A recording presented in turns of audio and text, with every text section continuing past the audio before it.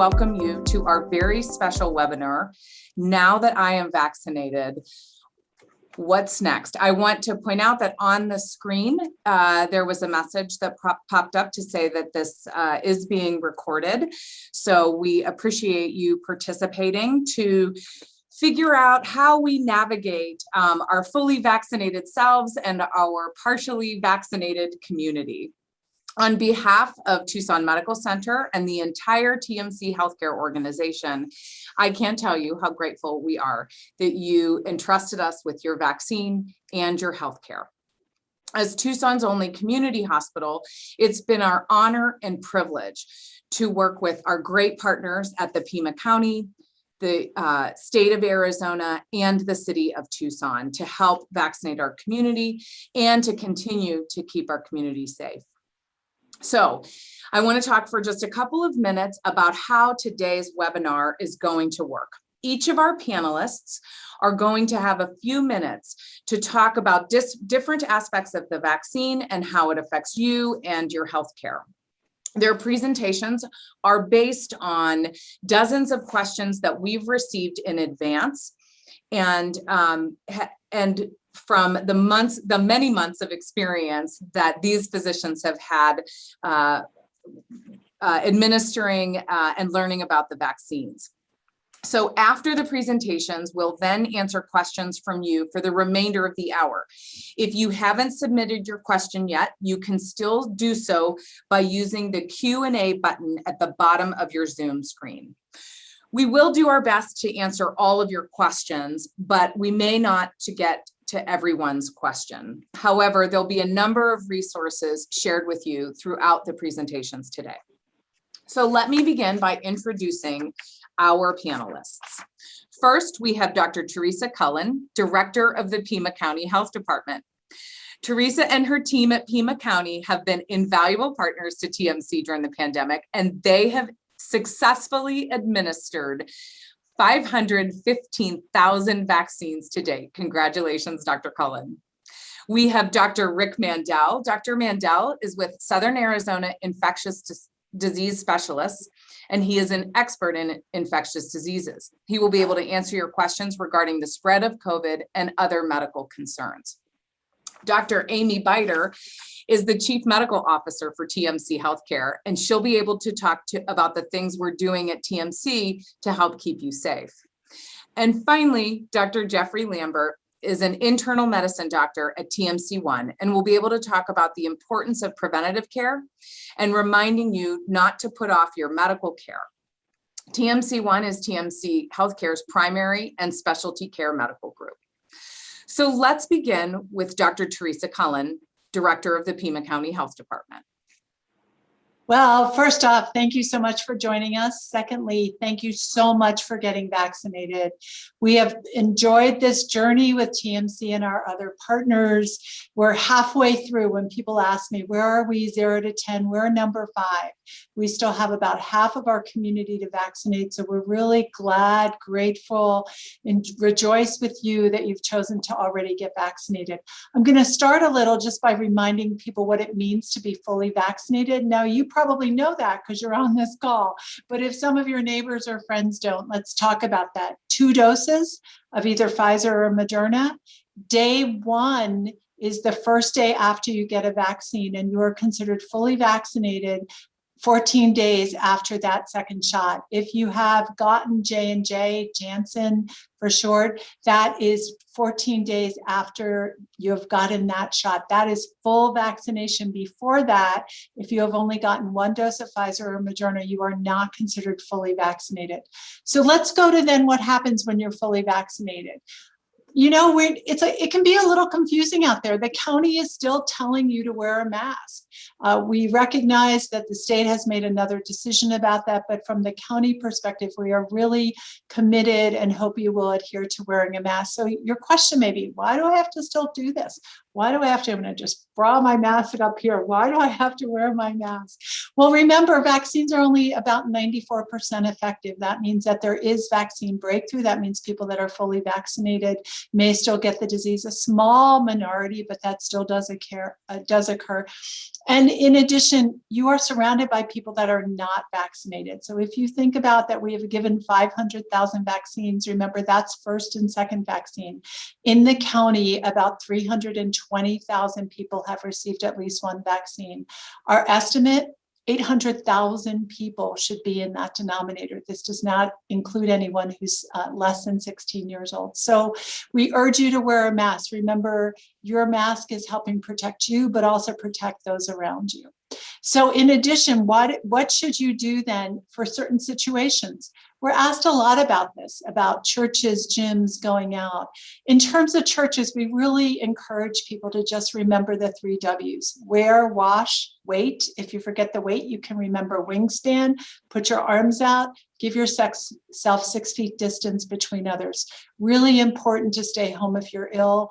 Make sure there's appropriate ventilation. You hear about ventilation over and over. For those of you who have worked with schools, churches, businesses, we want to make sure there's as much fresh air and air exchange that can be to decrease the chance of transmission. In terms of gyms are a little more cautious from our perspective, from a public health perspective. MMWR, which is the CDC publication, has really consistently in the past few months indicated and published data about high transmission of COVID within gyms. If you are in a gym, we would still recommend outdoor is better than indoor. Wear a mask. We think that this is really important. We understand that there's been people that have felt that they haven't needed to do that, but it is important. It is part of the county guidance that you do that. Try to really do workout buddies, work out with people that you know have been fully vaccinated, and go to smaller classes. You know, a gym, when you walk in and there's 50 people there, you might want to turn around and go outside, go for a long brisk walk. It might be a better choice for you. Travel, let's talk about travel. You know, everything keeps changing. We know late last week, things changed with the CDC guidance saying that you can travel on a plane. I want to caution you that while the CDC came out and said it's okay to fly if you're fully vaccinated, remember, go back and assess that. But we would still recommend you take shorter flights. That you try to not have lots of changes. Remember, the changes are where you'll go through an airport. The good news is you don't have to test before or after travel. Remember to still do the 3 W's. California itself, and this is not Arizona, but California has recommended that you still limit your travel, especially in a car, if you're less than 120 miles from home. Remember, wear a mask, self-monitor. We do get sometimes asked about cruises. The current CDC guidance is to not travel with cruises right now. You know, the reason for that is because you can be in a more cramped space. There can be more limited opportunities to stay outside. But if you choose to do that, just remember to do the 3 W's, really important. And with that, I think I'm going to turn it over. I want you to know that lots of things change on a daily basis. And some days you may be as confused as we are. Wait, the health department said last week I shouldn't do this, and this week they said I should do that. Just know that we really try to make our decisions based on data and science. The science is still being discovered. The beauty of COVID, and there are a few nuggets there, is that the scientists have pulled together the public health and the clinical people, and you're going to hear that on this call, are working closely together to protect you, to get our community to be as healthy as we can. And, you know, we are looking for the summer. We're looking past July 4th. We're looking for a time when we're not going to recommend you wear that mask. Thanks, Mimi. Thanks so much, Dr. Cullen. Okay, and we appreciate all of the practical advice and the fact that the practical advice is changing. And so we'll continue to stay tuned to the Pima County website, as well as what our CDC is recommending too. So Dr. Mandel, we have heard a lot about what is happening with variants. I think in addition to talking about variants, I'm seeing a number of questions about antibodies and how long people can expect the vaccine to last. So if you can tell us what you know about the variants, and then perhaps talk about boosters or length of effectiveness. Great, thanks for the opportunity to speak to everybody. I'm going to start with the punchline to my little 5 minutes here. And the punchline is the only way to foil this virus is to preempt its ability to replicate in humans. It's the only way to do it. And that is not to get infected. And how do we not get infected? Well, today we have vaccines, which are, of incredible, are paramount, but also to mask, to distance, hygiene, as Teresa said, to stay well ventilated and to opt out to outdoor experiences over indoor experiences, and not to engage in risky mixing. What I mean by that is if you know somebody has been in a place where they shouldn't have been, or if you know that infection has been around that person, avoid risky mixing. So that's the end of my talk. The beginning of my talk has to do with the notion of variants. Well, where do variants come from? Every virus, its mission in its existence is to replicate. And the replication of viruses are not 100%.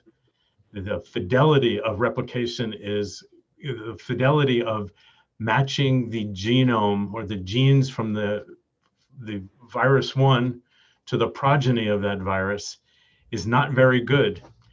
So the more the virus gets to replicate, the more infidelity we see, and the more infidelity see, the more likelihood we're to develop variants.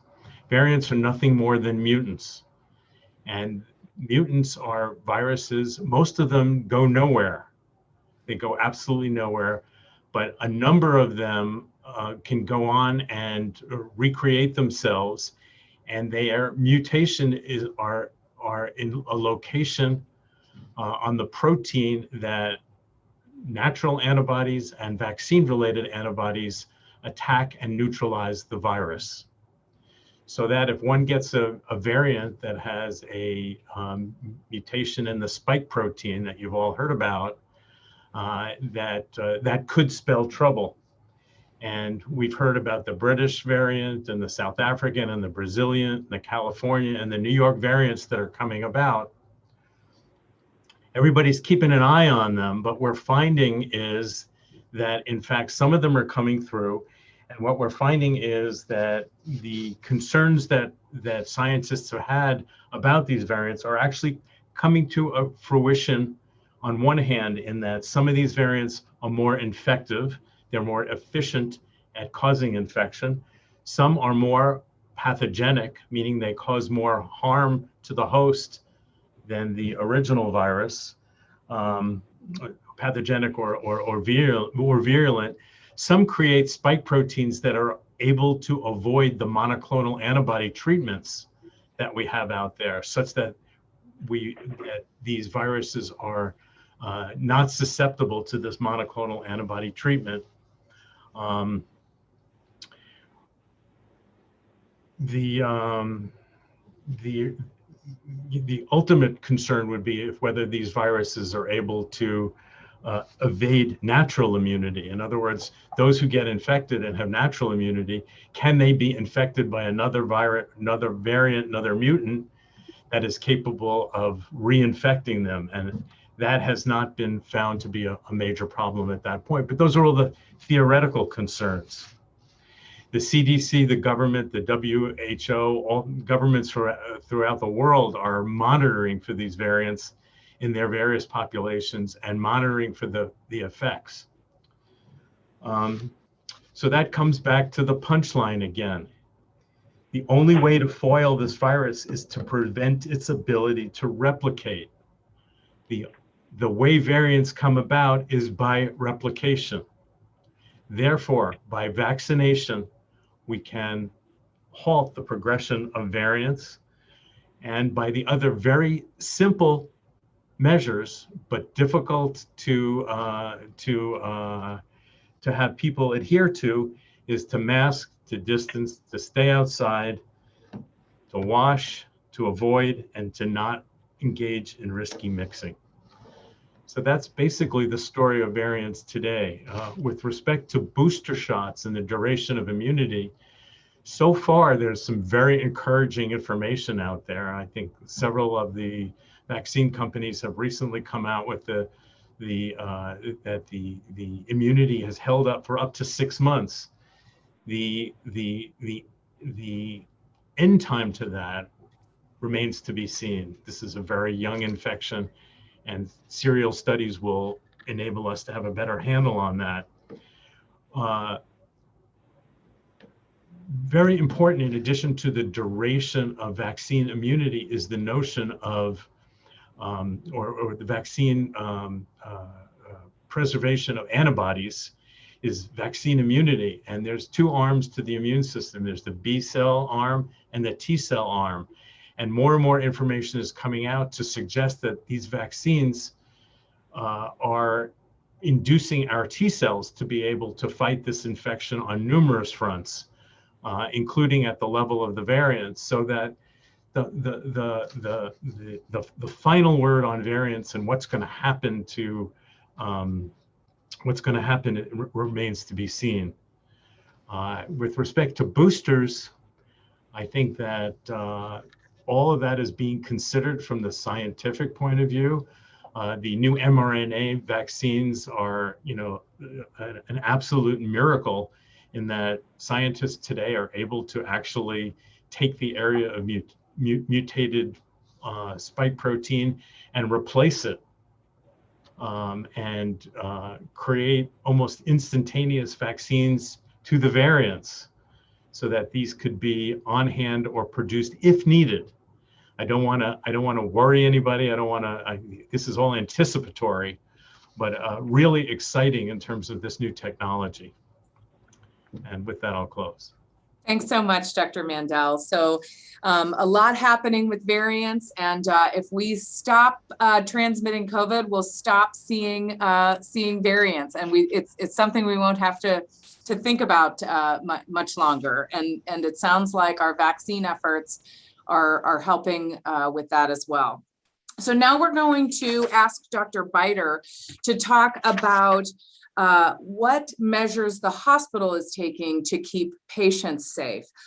In addition, Dr. Beiter, there have been some questions coming through the chat about the correlation between reactions to the vaccine and the effectiveness of the vaccine. So slightly different from your topic, but I think that there's a lot of comparing notes around, I had a reaction to the first and not the second. Does that mean it's working or it's not working as well as my friend who had a severe reaction? Could you just say a little bit about that? Yeah, thanks, Mimi. Everybody does vary in the type of reaction they have to a vaccine. I'm actually going to ask Dr. Mandel or Dr. Cullen to also comment on that. My understanding is that the type of reaction that you do have to a vaccine does not translate into the effectiveness of the vaccine. Dr. Mandel or Dr. Cullen, would you like to also comment? I concur. Okay. And I concur too. Okay. So good afternoon. Thank you all for joining us. And Dr. Mandel, I want to acknowledge that you have taught me a new term, risky mixing. Is that something you have coined? About 5 minutes ago. Okay. I love it, and I will keep using that. So as noted, we as a community have experienced a decline in the number of COVID patients. And with that, we've seen a decline in the number of patients with COVID who are admitted to our hospitals. But I'm going to touch on a few of the things that we have done to keep patients safe. And one of the most important things that I can communicate, and I'm sure Dr. Lambert will also comment on this, is that care that has been delayed should no longer be delayed. At this point, we have only a handful of patients in our hospitals who have COVID. The community measures that we have put in place over the past several months have worked, and currently less than 2% of the patients that we have here have COVID. Over the past year at TMC, we, along with the rest of the community, have learned a lot and have adapted to this kind of constantly changing world of healthcare during a pandemic. We have adapted our practices to keep up with the most current information on how to keep our patients and employees safe. We have used industry best practices, CDC guidelines, and our own very knowledgeable group of infectious disease experts, as well as resources such as Dr. Cullen from the county. So just specifically some of the things that we have done at TMC, and from a facility standpoint, firstly, I would say that we at TMC have benefited from the fact that many of our rooms are on the ground floor.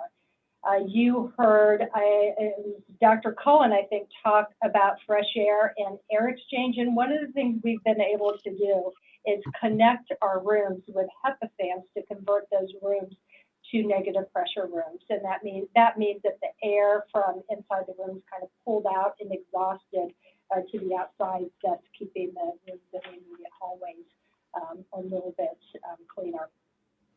Of course, we are following best practice for cleaning rooms, but in addition to patient areas, we have also, in non-patient areas like waiting rooms, we have added frequency and intensity, and in some cases actually special equipment to help keep those areas safe. And of course, lastly, just from a facility standpoint, patients with symptoms consistent with COVID or who are COVID positive are cohorted. From a PPE perspective, so PPE, personal protective equipment, masks, gowns, goggles are a very important part of protecting our staff and our patients. And I am actually really proud to say at TMC, we continue to mandate universal masking, and we have never had an issue with getting PPE here at TMC. In fact, I just have to give a shout out to our supply chain team and director, who have actually been recognized both locally and nationally for their expertise and their phenomenal management during this past year. Kind of the third area I would touch on at the hospital is our processes. We have changed our processes for patients coming to us. We are screening all patients for symptoms of COVID, for exposure to another individual with COVID, or if that individual is immune suppressed.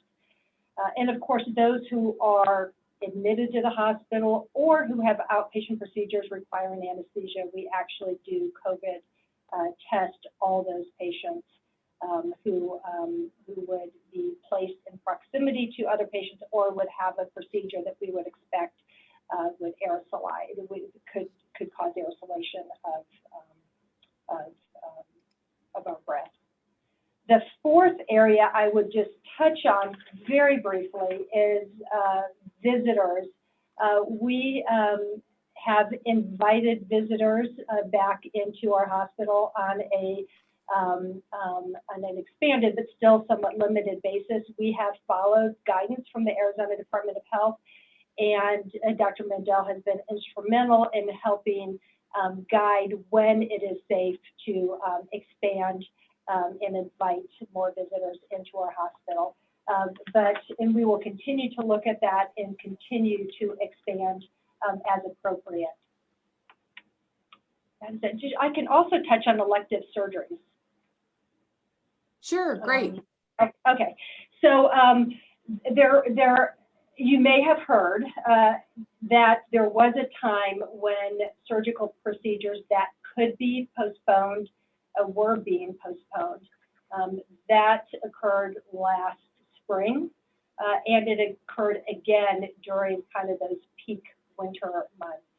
At this time, what we know is the community spread is down. We have enough resources to continue to schedule all surgeries that need to be scheduled. And we have very safe practices in place to keep all of our employees and all of our patients safe. So we are now back in full swing of providing the care, the full care needed for our patients.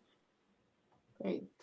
Thanks so much, Dr. Beiter. I appreciate that the updates on how safe the hospital is. When you have to come here, you have to come here for your health care, and we want to make sure that everyone's safe.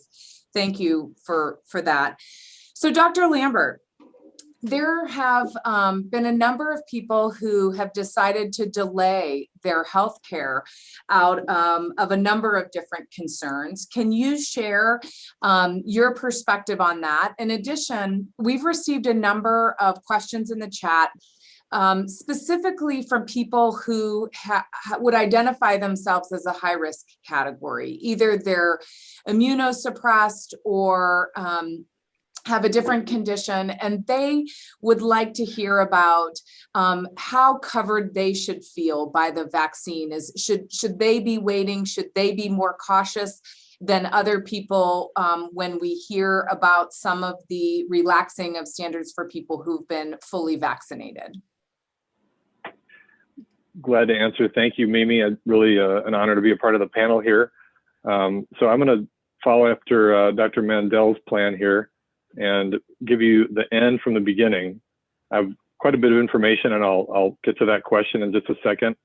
But the end, the take-home point really that I wanted to make is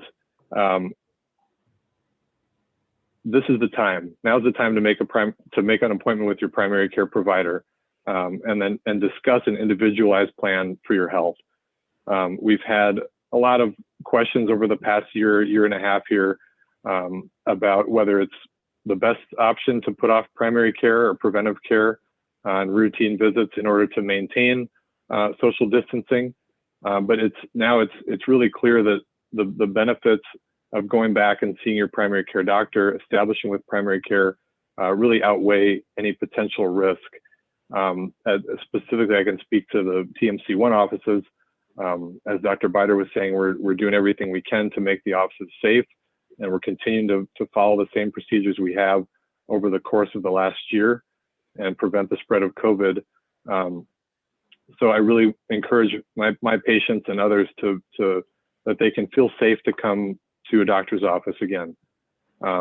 Even if there is an immunosuppressed issue, medication that might cause immunosuppression, I think the vaccine is still recommended. It may not be as great of a response as if you didn't have immunosuppressive medication, but it's still going to be helpful, and it's still going to help protect. And I really believe primary care is still the right thing to do at this point. In my practice, personally, I've seen patients that have had worsening and different conditions like obesity, diabetes, depression over the past year. And these are conditions that are readily treatable and need to be addressed as soon as possible, really. We want to stop the ripple effect of COVID, which resulted from needed behavioral changes that we had to make, but the result has been a worsening of other health conditions in some cases, and some missed opportunities for preventing other diseases. So I just want to go over some basic recommendations, quite a bit of information here, and then I'll wrap it up after that. So some preventive tests that I recommend would be, if you're 40 years old or older, get an annual physical or a wellness visit.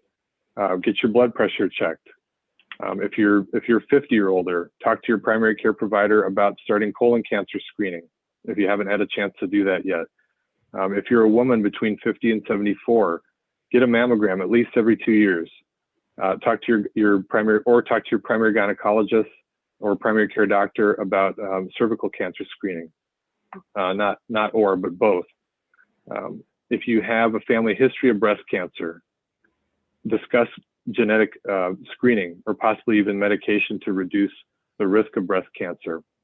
Another great recommendation is getting a bone density screening, especially if you're a woman, especially if you have a family history of osteoporosis or low bone density. If you are between 65 and 75, talk to your doctor about screening for a condition called abdominal aortic aneurysm. That's a treatable condition if it's found early. Do a screening for depression when you see your doctor. A lot of people have had a difficult time, and there's a lot of worsening depression, and as we can all understand over the past year and a half here. But again, treatable condition. Get screened and talk to your doctor about it. Getting a body mass index and discussing your ideal or your goal weight with your primary care is also a good idea. If you are overweight, get screened for diabetes. Get a blood sugar or an A1C. If you're a smoker currently, if you've relapsed over the past year, which I think many have, get help quitting. And if you do have a smoking history, there are screening tests that we can do. We can do low-dose CT scans to screen for lung cancer and catch that at an early stage where it's much more treatable. So remember, now is a great time to make an appointment with your primary care provider. Discuss these preventative issues. Discuss anything else that comes up in the visit on an individualized basis. And I just want to throw a couple other vaccine recommendations out. This is a vaccine-friendly group here. So we're going to throw out a few other recommendations, such as annual flu vaccine is always a great idea. A tetanus diphtheria vaccine or a Tdap every 10 years. A shingles vaccination with the Shingrix 2-shot vaccine should be considered at when you turn 50. If you're 18 or older, talk about screening for hepatitis C, for HIV, and that's basically any adults. And then very importantly, determine your risk of heart disease. Talk about your risk of stroke. Talk about any lifestyle modification that you can do to prevent that. Discuss statin medication if it's appropriate. If you are at elevated risk, consider talk to your doctor about taking a low-dose aspirin to prevent heart disease and prevent colon cancer. So anyway, this is a long list. I just wanted to throw all those out there and get everyone thinking about prevention and staying healthy and getting healthier right now, because really now's the right time to do that. So make an appointment with your primary care and discuss your individualized plan for your health. So thank you.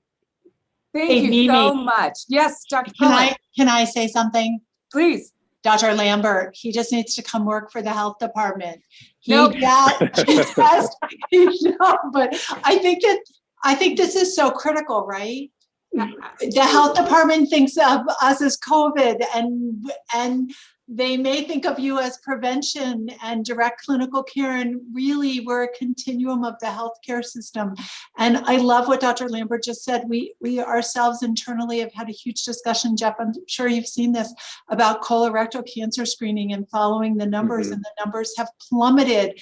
A totally preventable disease if people get screened. So I just want to applaud you for recommending all these prevention things, because that's what health is about. It's great we've all gotten vaccines. It's really good. We're probably going to come out of COVID, but what Dr. Lambert was just talking about is really the thing that's going to help heal our community too. Dr. Cullen, I really agree that our heads have all been in keeping ourselves healthy and safe by not getting infected, getting vaccinated, really surrounding COVID. And what I love about your talk, Dr. Lambert, was what are all the things that we need to do to keep ourselves healthy humans. And thank you for touching on some of the mental health issues or mental health stressors of the past year. It is something that so many are facing. An important part of routine primary care is screening for depression or emotional distress issues. And so thank you for that. Dr. Cullen, and dental care. Thank you. Someone in the comments mentioned that dental care is absolutely an important part of health prevention. Yep. Dr. Cullen, I have a couple of questions that I'd like for you to field. Although Dr. Mandel, I do want you to see in the comments that someone you worked with back from 1990 to 1992 said to say hello and be well. So it's nice in forums like this to recognize what a lovely, small and some more supportive community Tucson is. And so thank you for that comment. So Dr. Cullen, can you remind us what the 3 W's are? And there are a number of people in our chatter on this webinar today that are concerned for their loved ones or their acquaintances about getting access to the vaccine for a variety of different reasons. And so where are we in that process? Who's able to get appointments, and how is appointment availability looking? And then when will we get to someplace that we're calling herd immunity? Okay, that's a lot of stuff. That's a lot of questions. I'll do the 3 W's because we've kind of forgotten them, because all we do is I have 3 W's and a V, right? I have vaccine, but the 3 W's are wear your mask, wash your hands, and wait. And that's what a veteran, instead of using weight, used wingspan. So put your wings out, put your 6 feet between you and somebody else. These still work. They still hold. Remember, for a long time, I used to talk about my tool bag, which was really limited. I didn't have much in it. Now I got lots of vaccines in there, which are really cool. But those 3 W's are really important. So wear, wash, wait. You can do whatever you want with that last W. And then add a V, vaccine. Vaccine availability. This was very difficult early on, and you will recall at the very beginning, we had healthcare workers and people over 75. You probably remember over 75 because the mortality, the number of people that died, was much higher in that age group.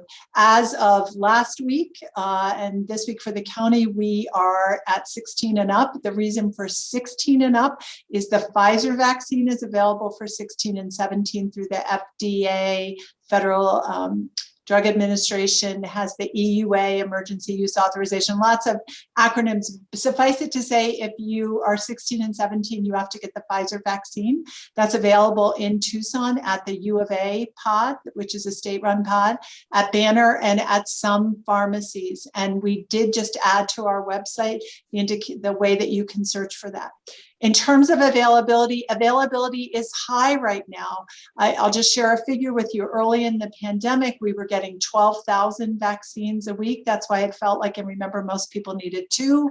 So that meant 6,000 people were getting vaccinated in a county of over 1 million people. Now, this past week, we have 82,000 vaccines that came into the county, not counting what's coming in through the pharmacies and some of the federally qualified health centers. So significant number of vaccines available now. Almost all the pods have availability. Actually, at 2 of our pods sponsored by the county, the one at Tucson Convention Center and El Pueblo, we went to walk-up registration and potentially same-day availability. At the same time, throughout the county, there are multiple places where people can go called our mobile pop-ups. They're really going into areas where we believe there's higher risk. We've always had an equity lens. The thing I'm really I track on a regular basis and has been a significant move is early on, who did we vaccinate? High educated, white people who had access to the internet.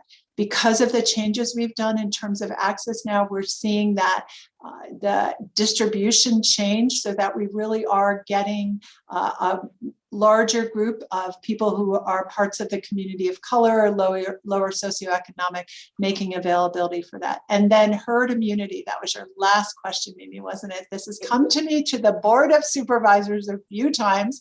I would love to hear Rick's perspective on this, but let me tell you what we're saying. It depends on who you talk to, right? Sometimes it's 70%, 75%, 80%. Do you put in of people that are immune? Does that include people that had COVID 6 months ago, 9 months ago? A little unclear. We are, and the reason why it's usually important for us is because of our mask mandate. And we basically have taken to saying when our number of cases get less than 10 per 100,000, that is when the recommendation will go before the Board of Supervisors to decrease, get rid of the mask mandate. May it be before that? I think it depends on what we see in the community. But Dr. Mandel, I'd love to get your opinion, and then I can quote you about what is it. Don't worry, I won't really quote you. What does herd immunity mean? What herd immunity means is that there's a sufficient number of immune people in a population such that the virus basically has nowhere to go, replicate, and cause future infection. What that number is, traditionally, it's been in the 65 to 75% range. I don't think anybody has been so attuned to the notion of herd immunity in the history of man, and that's thanks to the internet and cable TV, whereby it's the number is being concretized. I would say, who knows? It's somewhere around there, but it's the principle that holds. Is that if enough of us get immune, then the virus is going to have nowhere to go, and it's somewhere in that number. And I would think that natural immunity would make a difference. But Thanks, Dr. Mandel. So Dr. Beiter, there are a couple of questions that have come through about some safety issues, things like surfaces, food preparers touching their masks and working in food service or food preparation, things like if you're vaccinated but you want to hug a child and the child's not vaccinated, is that kind of behavior considered safe or acceptable? And so you've been our expert today on some of the safety standards. What are your recommendations about transmission via surfaces and touch, and any thoughts about hugging? Yeah, well, we all need to hug. So that's been one of the things that has been very apparent over this past year. Yeah. is that we do need to start hugging again. You know, when I look at close contact and wearing a mask, I mean, to me, there are three big reasons why we should still wear masks. And I saw a couple questions, you know, why do we need to wear masks around out in the general public? And one of the important things is we do not know, although we're starting to get more information on our ability to transmit the virus if we're completely vaccinated. Can the virus still pass through us, and can we still pass it on? Now it's looking more and more like maybe that does not happen to the degree it does in unvaccinated people, but that's still a very important concept, is that we could still possibly transmit that virus even though we are vaccinated. The second thing I would say about wearing a mask is that I think Dr. Cullen mentioned this earlier, is that even though the vaccine is very good at preventing serious illness, it is not zero. And that's a really important distinction. And the third reason I always tell people to wear a mask is that to set an example for those who are not vaccinated and to kind of set that community standard. So if it is somebody, and I think the CDC says if it's a close family pod, then hug away. If it is not, don't make assumptions that somebody is vaccinated. Wear a mask. As far as food preparation and surfaces, I think that we still clean and do our routine care within the hospital as we would normally. I mean, clean all the surfaces and make sure that we provide safe food preparation. All of our food service folks do wear masks now, and one of the other things that we've done is when we distribute meals, we are distributing them in single packages, so there's not collective serving utensils and pans available. I think that as time went on, we kind of recognized, and Dr. Mandel and Cullen, please comment on this. I think we've recognized that the virus may not stay on surfaces quite as long as we initially thought it did, but that does not negate the importance of cleaning services and making sure that we do everything we can to avoid transmission. Do you guys want to comment on that? I would like just to echo the notion of setting an example. We don't wear T-shirts saying I'm vaccinated and I don't need to wear a mask. And when you walk around town and you see people not wearing masks, it lets the collective guard down. And I believe it lets the collective guard down. And I just like to add in the notion that another feature of beating this virus is that this is a we game and it's not an I game. It's we need to do everything all together in order to keep that virus from spreading, replicating, varianting, and mutating, as it were. And we need to do this together. And if we start playing the I game, we begin to lose the war. Yeah, I would just like to follow up on that because I think it's really important. In public health, there's a concept called community normalization, when behavior becomes normalized, so then people are more willing to do it. Mask wearing is one of those things, right? If everybody wears it, then you might not be uncomfortable, you might not be anxious, it might not make you more depressed. So it's just really important, I think, that right now we all continue to have behavior that is consistent with what we know is best practice. I also want to leave people with hope, though. We are moving. Things are so much better. Dr. Beiter, you talked about that. Dr. Lambert, you talked about that, what you guys are seeing in the hospital, the people coming back for their routine care. So there is an end in this. And so it's not like we are saying you're going to need to be doing this for the next few years. But for right now, we, from a public health perspective, it is a critical time. Rick, to go to what you were saying in terms of the variants, we have to stay ahead of this. And the way we do that is by getting people vaccinated as quickly as we can and keeping everyone that is vaccinated safe. Great. Thanks, Dr. Cullen. We've had a number of great comments about other preventative health measures, things like eye exams and dental exams. And so, Dr. Lambert, there was a question about whether someone should resume their annual eye exam and the level of risk or importance that reaches, as well as there's a question about the pneumonia vaccine, and whether or not the pneumonia vaccine ameliorates any of the COVID issue, any of the COVID symptoms or the COVID pneumonia. If you could touch on that. Yes, great question. Yeah, I inadvertently left that off my list. Pneumonia vaccine is a great idea for anyone over 65, or if you're under 65 and you have certain high risk conditions, definitely ask about a pneumonia vaccine when you see your provider. There are 2 pneumonia vaccines that we're recommending for everyone over 65. So please ask about that.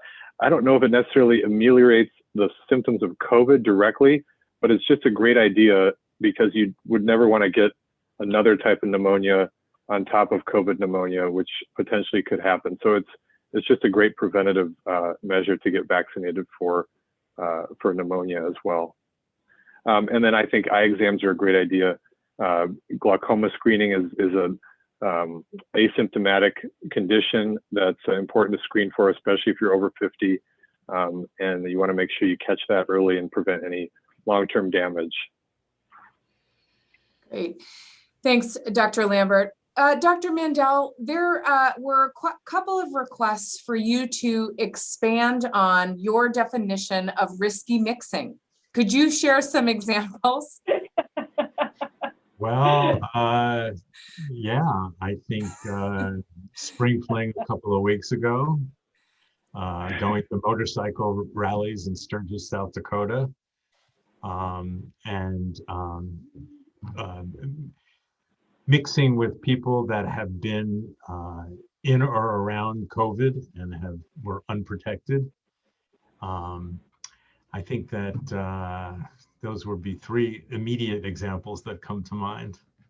So do you ask questions? I think from the practical side, if you're thinking about getting together with someone, do you ask them whether they've been vaccinated or have any symptoms of COVID or have a recent exposure before you get together with them, yeah, I think that's a fairly new concept in the fact that vaccine has become so permeated in our community that we're permitted to even think that way. I would like to go back to several months ago where, I did 85% of what I do is in the hospital, and all my colleagues up on the screen would attest to the fact that the hospital was a very risky environment and a place where one could do risky mixing, as it were. I can honestly say that 100% of the time, most of my day, I dressed appropriately to go in that environment. And I'm here to tell the story, because in those days, the disease was permeated to the fact that, the hospital was a risky place. So that this is a testimony to the 3 W's, because I made it to vaccine time. But what I do today is I practice that same principle in anybody and around anybody and in any place at any time, whether it's Costco or walking into a restaurant to take out, to meeting friends that I don't know are protected, is I practice the 3 W's because it works. Thanks, Dr. Mandel. Dr. Cullen, I see that in the chat, you posted a link to the Pima County website. There have been a number of requests for you to reiterate where people can walk up to schedule and how they find an appointment, where the current vaccine sites are. Could you reshare that information? Yeah, but there's about 50 of them, so I'm not going to share all of them. Yeah. I want you to be aware, since I'm on a TMC panel, many of the TMCOnes, and Dr. Lambert may want to talk about that, now have vaccine. And so it's available in your clinic settings, but in the non-clinic settings, there are multiple pods. The University of Arizona pod registration is through the Arizona State registration system. That link is on the website that I put in there. Banner link has a little blue button. We call it the little blue buttons. You can hit that little blue button. You can register with Banner. TMC and TCC, you can register with that other button. You can also go to TCC, and I think sometimes we get TMC and TCC confused, but TCC, the Tucson Convention Center, has the ability for you to do registration, and if there is availability, get a vaccine that day. El Pueblo is a new site we just opened up. That is opened Monday, Wednesday, and Friday. That is same day, walk in and get the vaccine. But in addition, there are many other opportunities. Many are through the drugstores that you all have access to.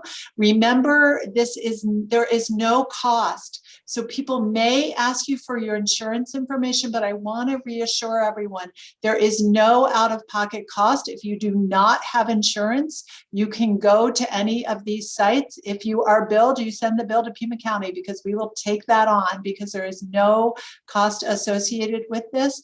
There is identity asked for, but that identity is really just so that we know who you are.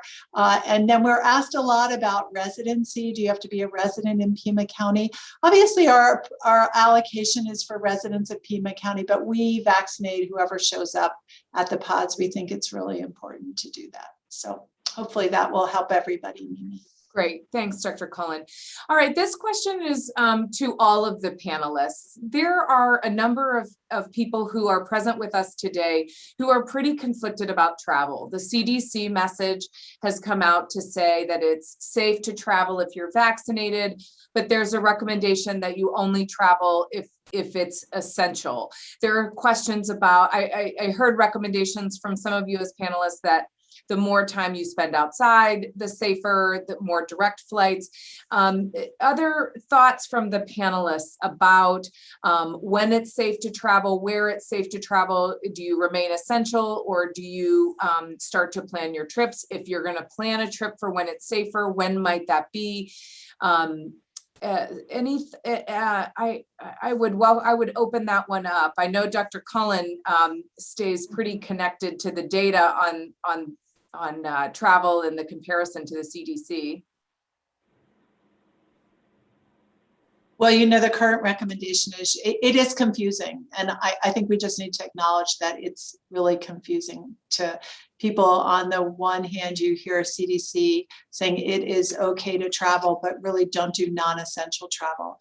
I think that's where the confusion is. What's non-essential travel? If I want to go see my grandchild who lives in Baltimore outside of DC, which I would love to go see, is that non-essential travel? I think it somewhat goes back to what Dr. Mandel had talked about earlier. I mean, on some ways, this is a risk-benefit decision that individuals need to make. The CDC has said that if you are fully vaccinated, remember 14 full days after your second shot, that it is okay to travel.